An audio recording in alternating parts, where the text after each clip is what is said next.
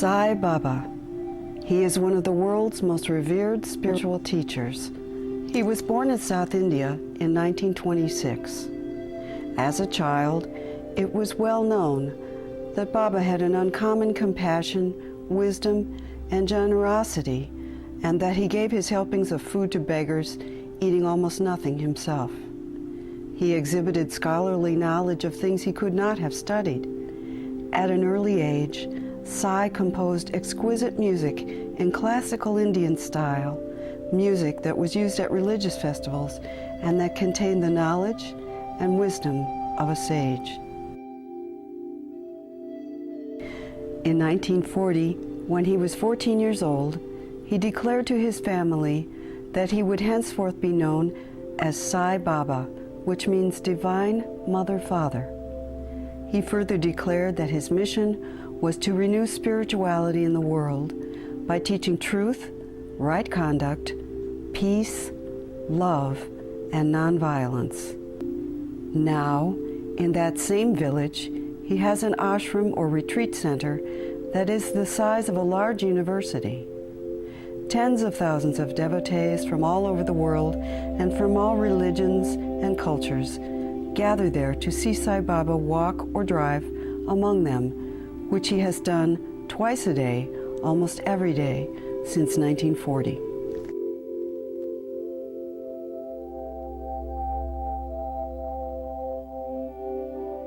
Sai Baba shows us how society should ideally function. He tells us that society should supply free to everyone clean drinking water, medical care, and education. Since 1995, he has provided free drinking water to millions in India. This is an undertaking the government of India has never been able to accomplish.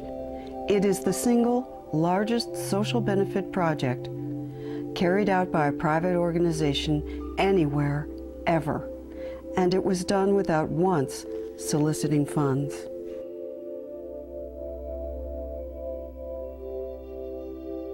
Sai has constructed immense state-of-the-art specialty hospitals in India and smaller general hospitals, which provide free services to the poor.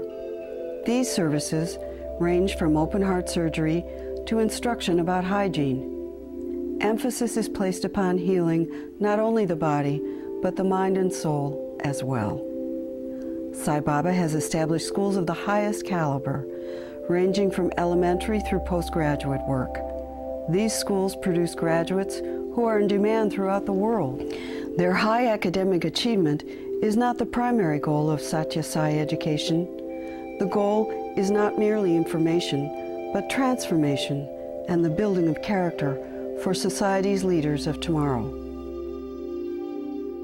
Baba's devotees and students distribute food, clothing, medical care, and love to the needy around the world. Sai Baba founded and leads membership in the Sathya Sai organization in over 170 countries. The members of these Sai centers are united by a common goal: spiritual growth. Centers study the teachings of Sai Baba and sacred literature of all religions. They gather for devotional singing and humanitarian service projects. Membership includes people from all walks of life, excluding no one. Center programs are compatible with all of the world's major religions. There are never any fees, nor are donations ever requested.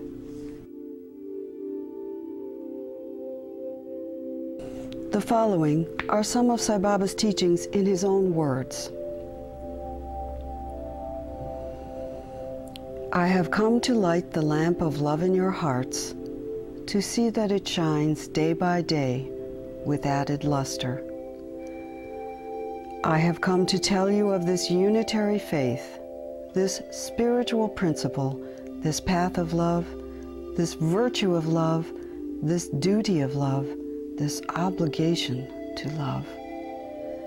It is enough if love is cultivated, the love that knows no distinction between oneself and another. It does not matter a bit if you have no faith in me or God, Have faith in yourselves. That is enough. For who are you really? Each one of you is divinity, whether you know it or not. Man must know his pricelessness.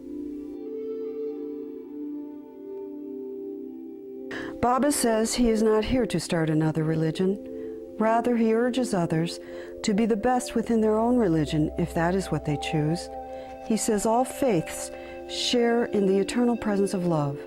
And, as Betty Babcock, an American follower of Sai Baba, says, that eternal presence is available for all people to discover. The eternal presence is there, and there's no difference. And that's what Baba tells us time and time again. In fact, in front of his house is the huge stupa, which encompasses the 5 major religions. And he's always said, don't leave your religion, don't leave your belief, but simply encompass it and grow and change the heart and love everybody. Sai Baba asks people to see themselves as incarnations of God, as the ideal of goodness. He points out that God is everywhere and in everything. Baba told me in an interview that everything is God, and I scratched my head and I did not understand that everything, absolutely everything is God. And so I started reading everything I could about spirituality, the lives of saints, enlightenment, whatever I could find to enlighten me about this statement. And now I'm convinced.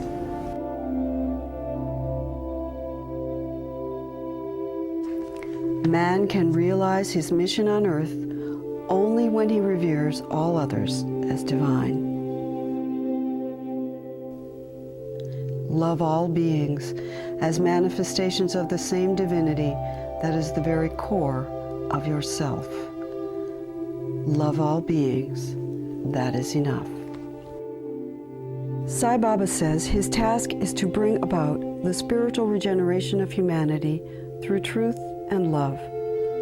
Los Angeles heart surgeon Dr. Chowdhury Voletti says ancient spiritual texts spoke 5,000 years ago of the intention to bring harmony to the earth. During eras of long darkness that come to the world, God periodically sends incarnations of God, avatars as they're called, to bring added light. I think Sai Baba is, I would say, depending on, he's like a mirror. You see in him what you want to see. And I see in him an avatar come here to make our life better, more purposeful, more goal-oriented, and make the whole world a better place for everybody. Love is God. God is love. Where there is love, there God is. Love, love, love first. Love as long as life lasts. My life is my message, and my message is love. Many longtime followers of Sai Baba have been studying his teachings not only from a spiritual perspective, but from a scientific point of view as well. You're sitting in a room which has been a Sai Baba center for over 30 years. Longtime Sai Baba follower Dr. Sam Sandweiss is an American psychiatrist who has written extensively about Sai Baba in his book, The Holy Man and the Psychiatrist. I think one of the big things is we're in a dark age, and people are very much interested in the external world and sensation and the false belief that happiness and meaning come from external objects. Dr. Sandweiss tries to practice Sai Baba's teachings of cultivating a deep spiritual life as a means of achieving lasting peace and happiness. This is difficult for even pundits, sages, and holy persons. I mean, I've read where Swami has said not even 1 in a million of the great pundits that discourse on that really live it. That is, that it's simply not right, not true, that external objects bring you lasting happiness. And that's a very...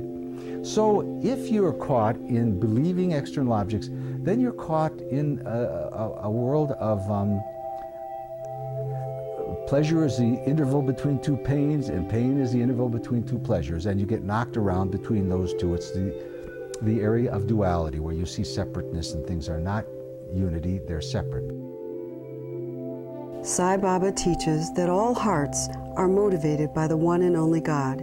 He tells us to cultivate the attitude of oneness between people of all creeds, all countries, and all continents. He says, "This is the message of love I bring." A lesson learned quickly by Sean Brown, a longtime Sai Baba follower from Australia. Swami also, he gave a very powerful quote where he said, "Love is the natural state and any other emotion is unnatural." When you radiate love to a person, if you send a wave of selfless love to a person, it must have some impact on them. If you keep radiating love to them, slowly and gradually it will change them. It weeds out the bad qualities and brings up the good qualities. There is only one religion, the religion of love. There is only one caste or race, that of humanity. There is only one language, the language of the heart. There is only one God, and He is omnipresent. The terminology may be different, but the concept is not. The undercurrent of energizing power in all cases is love, love towards all beings.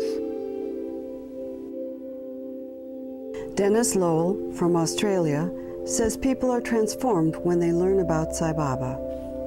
Of anybody that comes in contact with Swami is changed. Regardless of whether we accept it or not, we're all changed. You can't help but be changed in some way if you come in contact with him. How's he changed you? It's changed me right across the board, I think. And the first thing he's changed me is unconditional love. I think my capacity to love unconditionally, and that's probably the most important thing, has been changed. To love without expectation. Malkia Jones of Chicago was drawn to Sai Baba several years ago. She was reared to believe that God was unattainable until she began to study Sai's teachings. I know now something I could never have dreamt 3 years ago. What's that? That God is within me, and He's within you and everyone else. Baba is here, and I know He's with me. I know He's with me. When you know God is within you, you can't waste time gossiping. When you know God is within you, you have to love each other. When you know God is within you, it changes everything. A revolution, more powerful and more pervasive than any that man has undergone so far, neither political, economic, scientific, nor technological, but deeper and more basic, is now on. It is the spiritual revolution. The revolution has love as both its means and its end. It will awaken the springs of love all over the world in the fields of education, morality, law, politics, commerce, and science. It will inspire man to loving service, revealing the brotherhood of man and the fatherhood of God. Everyone, wherever he lives, whatever his status and whichever his fate, can share in this revolution and can be an instrument for the liberation of humankind from its own ignorance. A spiritual revolution will sharpen the inner vision of man so that he can see his own reality. Its impact will envelop and enrich all human communities and transform mankind into a stream of willing helpers flowing smoothly to the limitless sea of divinity.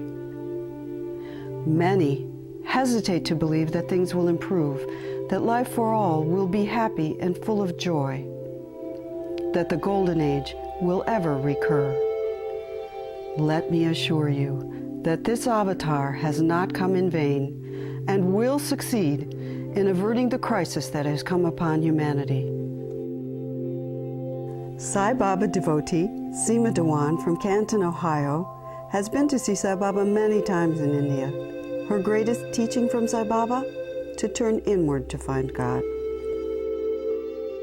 It's been such a blessed experience for me, this entire thing of knowing God, not through a temple or through any kind of education or through any kind of other teaching, but my own, knowing God through your own self. I think that has been the most profound thing, and it makes me look at each one of you as God. It makes me look at the tree as God. It makes me look at the wind as God. It makes me look at the sky as God. Everywhere I go, I know I'm surrounded. I am in Him. I am in the womb of God. I have not come to speak on behalf of any exclusive religion. I have not come on any mission of publicity for any sect or creed or cause, nor have I come to collect followers for any doctrine. There is no need to change your chosen form of God and adopt a new one when you have seen me and heard me. Let the different faiths exist, let them flourish, and let the glory of God be sung in all languages and in a variety of tunes.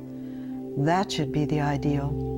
Respect the differences between the faiths and recognize them as valid as long as they do not extinguish the flame of unity.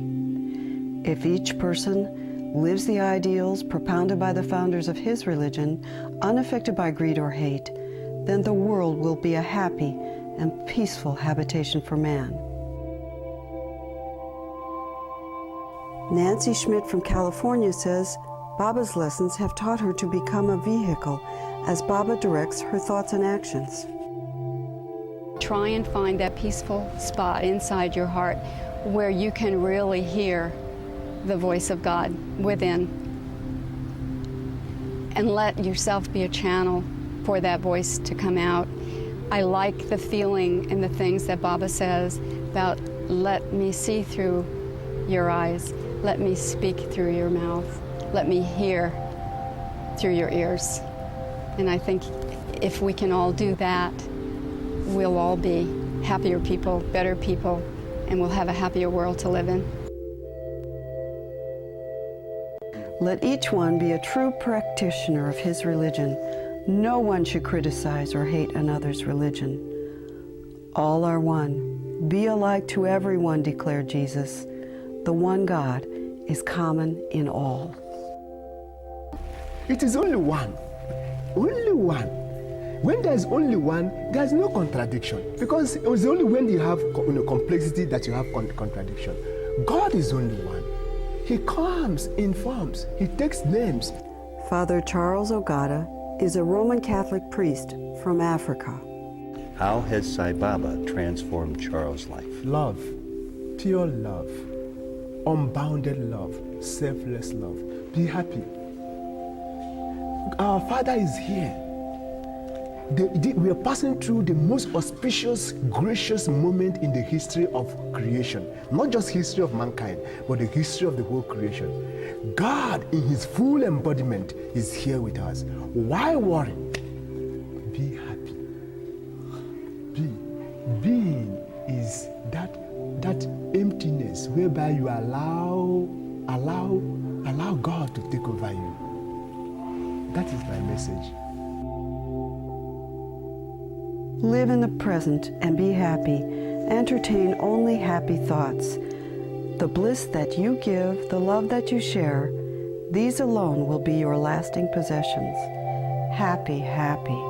Be very happy. My mission is to spread happiness. Come just one step forward, and I shall take 100 steps towards you. Happiness is essential for God realization. It is one of the major gates to divinity. Happiness is natural. It is to be expected.